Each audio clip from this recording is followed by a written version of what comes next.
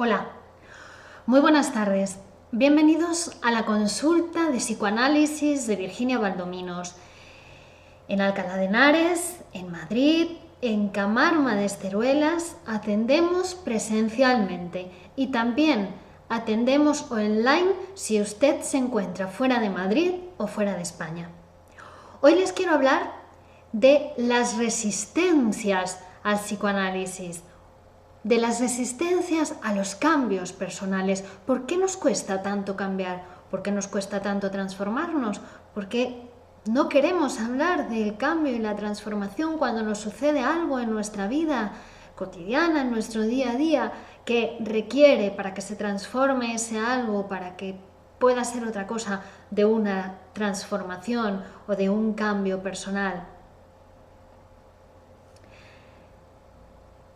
El psicoanálisis es esa psicoterapia, esa técnica, ese método que nos permite alcanzar, conseguir, hacer todas aquellas cosas que quieres hacer y no puedes. El psicoanálisis te lo permite. ¿Cómo lo consigue? Es mediante el desanudamiento de ciertos elementos psíquicos que se han asociado entre sí y que te impiden que puedas pronunciar determinadas frases, que puedas apropiarte de determinadas partes de la realidad, de tu realidad.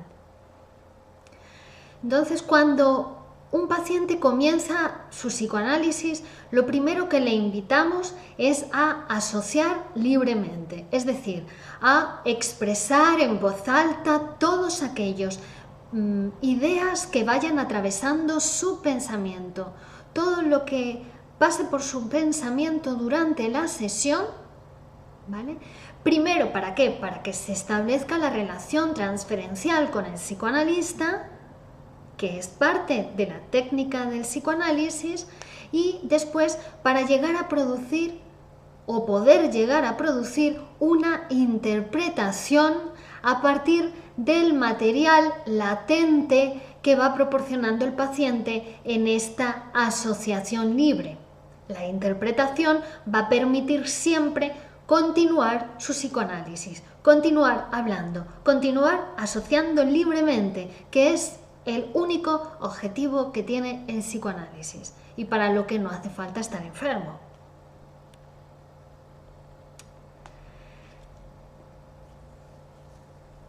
Encontramos en la labor del análisis, a medida que el paciente avanza en su camino analítico, vamos viendo, observamos que el paciente va encontrando algunas resistencias, algunas dificultades a seguir asociando libremente, ¿no? ¿Que provienen de qué? Pues de su propio funcionamiento psíquico. Y son resistencias, son dificultades a acercarse a determinado material psíquico, a determinadas representaciones, a determinados afectos, a determinados recuerdos, a determinadas ideas, determinadas fantasías, determinadas frases, en definitiva, ya que nosotros con lo que trabajamos en el análisis son con frases. Y precisamente esas frases a las que el paciente le cuesta acercarse, le cuesta pronunciar, son el principal núcleo de su conflicto psíquico. De tal forma que podemos decir que el paciente nunca llega de manera directa a lo que es el núcleo de su conflicto, de su problemática, ¿no? Sino que va a ir llegando siempre de una manera bordeando, asociando libremente, va dando vueltas para llegar. Como si se tratase de una cebolla, que uno pues tiene que ir quitando las capas de la cebolla para poder llegar al centro de la cuestión, ¿no? Esas capas que se van quitando pues son las ideas latentes y el centro sería la interpretación psicoanalítica. Pero para el yo es difícil, ¿no?, acercarse, dedicar su atención a percepciones o ideas cuya evitación ha sido para él hasta ahora, hasta este momento que se ha comenzado el psicoanálisis, pues un principio fundamental de su conducta. Por eso es su problema, porque evita esas frases, evita evita pensar esa realidad por diferentes cuestiones, a cada uno por cosas distintas. También le cuesta reconocer como suyos impulsos que le son totalmente opuestos a los que le son familiares. Estas dificultades es a lo que llamamos en psicoanálisis resistencias al psicoanálisis o resistencias al cambio.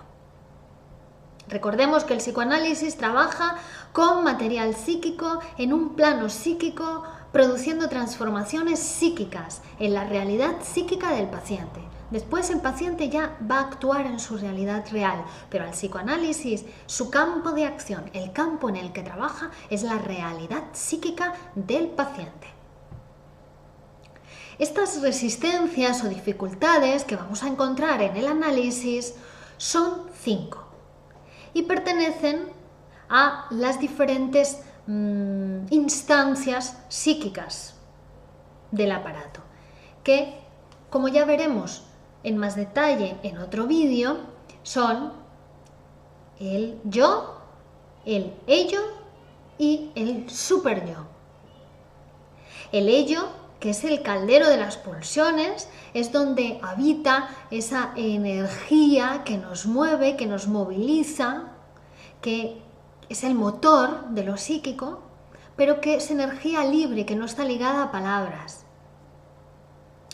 El superyo, que es la moral interiorizada, el juez interior, y el yo, que es el regulador, el que se encuentra en el medio del ello y del superyo, tratando de regular para que estas pulsiones del ello no encuentren su satisfacción, ya que esto produciría un gran displacer para el yo, porque son impulsos que están reprimidos, y también trata de darle cierta satisfacción, a la vez que trata de darle cierta satisfacción al superyo, ¿no? Para que no aplique ningún tipo de castigo. Las resistencias de cada una de estas instancias son las siguientes. En el yo encontramos 3 tipos de resistencias. Una, que es la resistencia de la represión. Es la propia resistencia del aparato psíquico por estar organizado en una parte consciente y una parte inconsciente, separada por la barra de la represión, que impide que los contenidos inconscientes sean conscientes. Entonces, esa es la resistencia propia de la represión y es estructural del aparato psíquico. En el yo encontramos también la resistencia de la transferencia. La transferencia es ese proceso a través del cual se produce un desplazamiento de determinados afectos del paciente a la figura del analista o a la relación transferencial. Entonces hace aparición en el análisis de una forma más clara que las resistencias de la represión y surgen como consecuencia de esa relación analítica que se establece del paciente con el psicoanalista. Es decir, como que se reaniman en el proceso de análisis lo que de otro modo no hubiera podido aparecer nada más que como un recuerdo. Es como que en la situación de análisis se ponen en juego como si se viviesen esas resistencias. Y la tercera resistencia del yo es la ventaja de la enfermedad, la ventaja de la situación actual, que aunque no lo parezca, existe y que ha sido producida por la incorporación en el yo del síntoma. Es una rebelión del yo contra la renuncia a una satisfacción o a un alivio, porque recordemos que el síntoma ha sido una manera de resolver un determinado conflicto entre el sujeto y su realidad. Ha sido la mejor manera posible, la única en la que ha podido hacerlo el sujeto psíquico. Entonces, un alivio le ha producido al sujeto y ahora va a aparecer una resistencia derivada de esa rebelión contra la renuncia a ese alivio. Entonces, esas son las resistencias del yo. La resistencia de la represión, la resistencia de la transferencia y la ventaja de la enfermedad. Pero también encontramos que hay una resistencia del ello, ¿no? Que es precisamente la que necesita la elaboración del análisis. Esa energía psíquica libre que decíamos que son las pulsiones que están en el ello, necesitan movilizarse, ¿de acuerdo? Porque son el motor de la vida. Y por último vamos a encontrar un quinto tipo de resistencia, que es la resistencia proveniente del superyo, que proviene ¿de dónde? De la conciencia de culpa o de la necesidad de castigo. Va a desafiar todo movimiento hacia el éxito en el paciente y toda curación por medio del psicoanálisis. Está siempre desafiando toda curación por medio del psicoanálisis. Tenemos que contar con ella.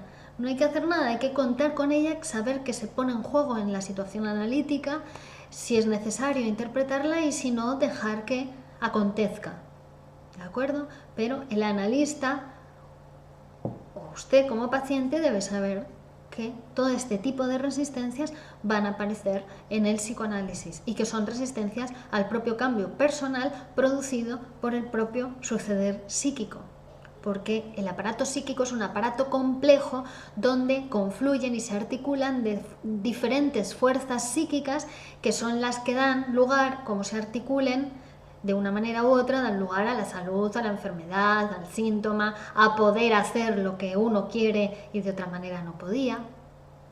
Entonces, en el análisis se le invita al paciente a comunicar todo aquello que pase por su pensamiento durante la sesión, ¿vale? Porque todo lo que se le ocurra durante la sesión va a tener que ver con la relación transferencial con el analista. Y en el análisis le va a llevar al paciente a vencer sus resistencias, ¿no? A comunicar todo este material.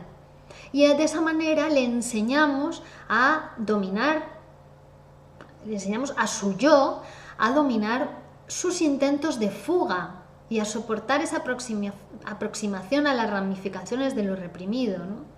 Hasta que se produzca la interpretación. Es decir, es como que ha habido una parte de la realidad que no ha podido ver y cada vez que se ha aproximado a ella se ha fugado porque le produce angustia, porque es novedosa, porque no tolera lo nuevo, no tolera la incertidumbre, porque está asociado de una manera inconsciente con un recuerdo, está asociado de una manera inconsciente con una representación, con un sueño, con una fantasía. Entonces en el psicoanálisis también se va, el yo del paciente va aprendiendo a aproximarse a estas representaciones, a estos contenidos psíquicos sin fugarse de ellos. Y eso le va haciendo poder pronunciar nuevas frases, poder ver nuevas realidades y construir nuevas realidades. La interpretación psicoanalítica es inconsciente tanto para el paciente como para el psicoanalista. Y se va a producir sin que uno u otro se den cuenta. Pero sin embargo vamos a observar un cambio en las frases que puede pronunciar el paciente, en la posición en el lenguaje y que va a producir un nuevo discurso en él o en ella. No sabemos qué es lo que ha producido el cambio hasta que no se produce el cambio. Ahí podemos inferir, podemos construir, ¿de acuerdo? Y esto obviamente va a quedar recompensado en el paciente, porque a diferencia de esa época en la que se produjo una represión, ¿no?